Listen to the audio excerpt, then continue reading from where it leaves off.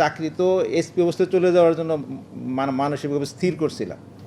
তো সেটা যে আল্লাহ এতটুকু আনছে, আমি আল্লাহর কাছে হাজারো শুকরিয়া।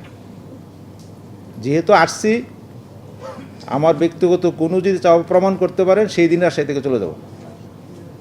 আমি কোনো পদের লালায়িত না। আমি কিন্তু এখানে আসছি, আমাকে দিছে একটা, স্যাররা আস্থা করে দিছে, তো চেষ্টা করে যাবো। যেহেতু আমার একটা বাহিনী, আমি তো সবার দায়িত্ব নিতে পারবো না যে সবাইকে আমার মতো করেই সবাই আমার মতো চলবে, এটা তো আমি কোনো নিশ্চয় দিতে পারবো না। কিন্তু আমি সবাইকে কালকে বলে দিছি, 2 মাস সময় দিছি। আমি তো বলছি 100 দিন না, আমি সবাইকে 2 মাস সময় দিছি, তারা স্বাধীনভাবে কাজ করবে। আমি এসেই অনেকে দেখবেন যে এসেই সব চেঞ্জ করে, আমি কিছু না, কাউকে আমি চেঞ্জ করবো না। চেঞ্জ করে কোথায় নিব বলেন? আমার তো ঘুরে গেলে 12টা থানা। তো চেঞ্জ না করে সে স্বাধীনভাবে কাজ করুক, স্বাধীনভাবে সে আপনাদের প্রত্যাশা পূরণ করবে। রাজশাহী আমি কিছু কমপ্লেন আসা যাবে না। কমপ্লেন আসলে কিন্তু আমি আমার মতো করে ব্যবস্থা নিব। এইতে কোনো কার্পণ্য হবে না, চেষ্টার ত্রুটি হবে না, আগ্রহের ত্রুটি, হয়তো দক্ষতার ঘাটতি থাকতে পারে কারো। আপনারা যে অভিযোগগুলো দিয়েছেন এইগুলো নিয়ে আমি কালকে বলছিলাম। তো আমি নিজেও বলছি যে আপনারা চোখে দেখেন না, সবাই তো দেখে। সবাই তো আমাকে আসার পরে অনেকে হয়তো বলছে এই সমস্যা। তো মাদক সমস্যাটা শুধু রাজশাহী না, এটা আমার গ্রামে যে আমি যে গ্রামে বাস করি সেই গ্রামেও গেলেও একই কথাই শুনি।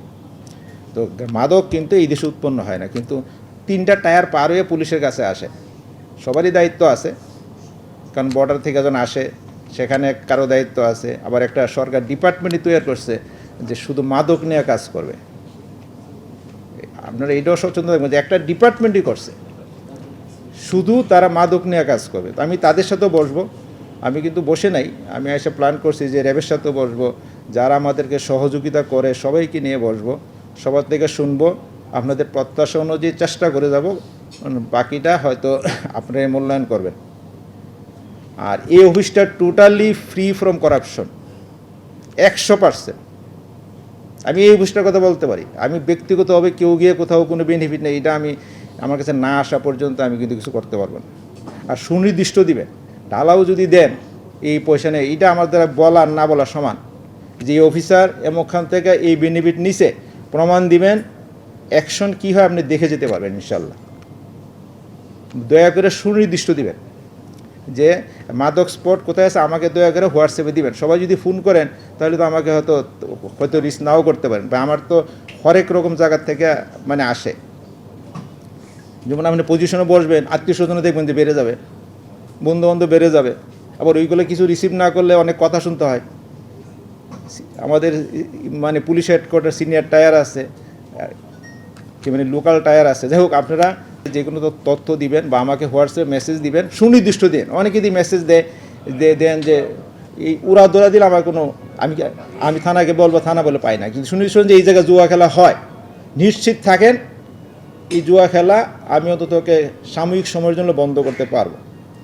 এইগুলোতে আমার কোনো আগ্রহ নাই। কিন্তু সমস্যাটা আপনারা বুঝতে হবে যে 200 টাকা জরিমানা, তাকে ধরা আর সময়ের অপচয় ছাড়া কিছু না। সরকার চেষ্টা করতেছে জোয়ানটাকে, কেন 1872 সনের আইন, তখন 200 টাকা এখন হিসাব করেন। তো 200 টাকা দিয়ে তো সে সকালবেলা দিলে বিকেলে চলে আসবে, এটা তো আমি ঠেকাইতে পারবো না। সে তো বলে না জোয়া খেলি না, তখন তার বিচার হবে। সে তো কি বলে আমি খেলছি, তো সর্বোচ্চ জরিমানা 200, সে এসে 200 দিয়ে চলে আসে। এই বিষয়গুলো আপনাদের কাজ করা উচিত, যে আইনটাকে যদি আপগ্রেডেশন না করে, এই অপরাধ কিন্তু খুব বেশি এরাও জানে। তো মাদক ধরে দিলে জামিন হয়ে যায়, এটা আমাদের হাত নাই।